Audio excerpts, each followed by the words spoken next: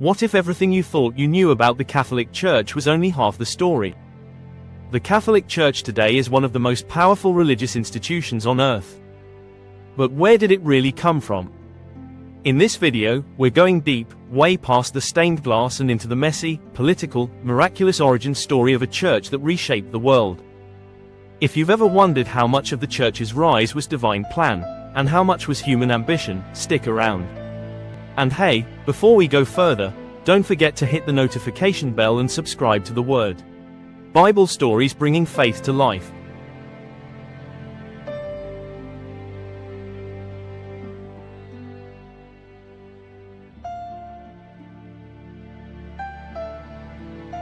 We drop weekly Bible-based content to help you understand Scripture in a whole new way. Let's jump in. Part 1. It all started with a radical. Jesus of Nazareth wasn't a political leader or a military revolutionary. But he flipped the world upside down. His teachings, radical in their simplicity and deeply rooted in compassion, directly challenged the religious elites and Roman power structures of his day. He healed on the Sabbath, touched lepers, welcomed sinners, and preached a kingdom not of this world. This wasn't religion as usual. It was love in action, and that made him dangerous.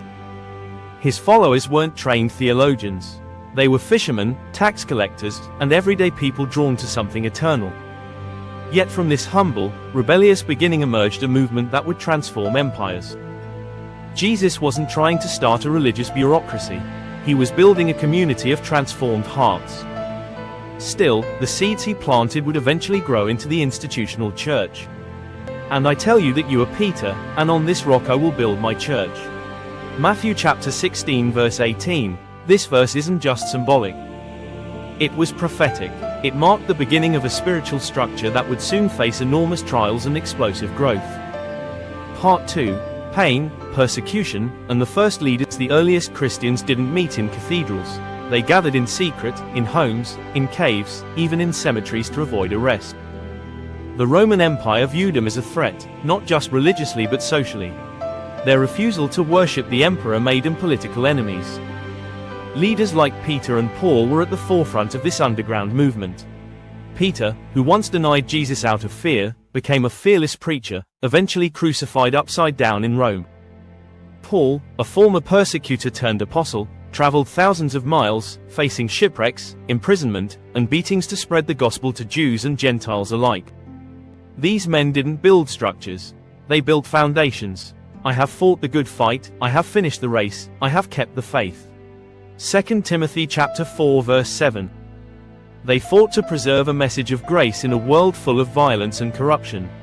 Theirs was a faith forged in fire, a fire that mirrors the chaos and confusion many of us feel today, trying to stand firm when the world feels upside down. Part 3. When power meets faith. Everything changed in 313 AD when Emperor Constantine issued the Edict of Milan. Overnight, Christianity went from illegal and persecuted to legal and privileged. Constantine didn't just tolerate Christianity, he funded it, built churches, and declared himself a Christian. On one hand, this was an incredible blessing. Christians could now worship openly. The church could own property, receive donations, and speak into public life. But with political favor came political entanglement. The faith of martyrs was now sitting at the emperor's table. For the first time, bishops were involved in state decisions. The First Council of Nicaea in 325 AD wasn't just about theology, it was about unity, empire, and control. The Nicene Creed emerged as a doctrinal anchor, affirming that Jesus was fully divine. But behind the creed were debates that weren't just spiritual, they were political. Part 4. The rise of Rome and the idea of Catholic. As the church expanded across Europe and the Mediterranean, cultural diversity created theological chaos.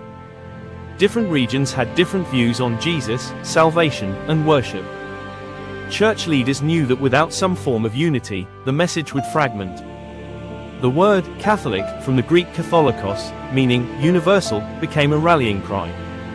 This wasn't about domination, it was about cohesion. To maintain consistency, the church created councils, canons, and codes. Bishops began overseeing regions, and the Bishop of Rome started claiming authority as Peter's successor. This marked the beginning of a centralized leadership system. What began as scattered, spirit-led gatherings was becoming a powerful organization. The intentions were noble, but the implications were massive. Rules were necessary, but they also introduced bureaucracy. Order came at the cost of spontaneity. And over time, the institution began to wield almost as much political influence as spiritual. Let all things be done decently and in order. 1 Corinthians chapter 14 verse 40, the verse was applied to church governance. But as order increased, so did hierarchy, and with it, the potential for corruption. You won't believe what comes next. Part 5, Real Faith versus Religious Politics. Here's where things get real. The church's growing influence began attracting not just believers, but opportunists. Some converts were sincere. Others joined for social clout, political favor, or personal gain. Bishops became powerful figures, not just spiritually, but socially and politically. Wealth poured in. Land was acquired. Lavish ceremonies replaced simple gatherings. If this video is speaking to your heart, make sure to hit subscribe and turn on the notifications. You don't want to miss more powerful videos that help you unpack the gospel and grow deeper in your faith. The church, once a refuge for the oppressed, became a seat of power. And while many leaders were godly and faithful, others abused their authority. The line between serving God and serving self began to blur. Many Christians felt the tension. Do we still belong to a movement of the Spirit, or have we become part of a machine? These people honor me with their lips, but their hearts are far from me. Matthew chapter 15 verse 8. This warning from Jesus applied then. It applies now. Because in every era, believers wrestle with how to stay authentic in a system that can feel more religious than relational. Part 6, What the Papacy Changed. Over time, the role of the Bishop of Rome grew into what we now know as the Pope. The Pope was seen as the spiritual leader of the global church, a symbol of unity, and the ultimate authority on doctrine. The logic was based on apostolic succession, that Peter, the first bishop of Rome, passed his authority down through generations. Some popes were humble, wise, and godly. Others were politically savvy, and some were outright corrupt. During the Middle Ages, the papacy held immense influence over kings and empires. Popes could crown emperors, declare crusades, and excommunicate entire nations. This power could unify the church, but it also led to arrogance and abuse. Eventually, voices within the church began to cry out for reform. Martin Luther was one of them. When he nailed his 95 Theses to the church door in 1517, he wasn't attacking Jesus. He was confronting the system. He was disturbed by indulgences, essentially the selling of grace, and by how the church had drifted from Scripture.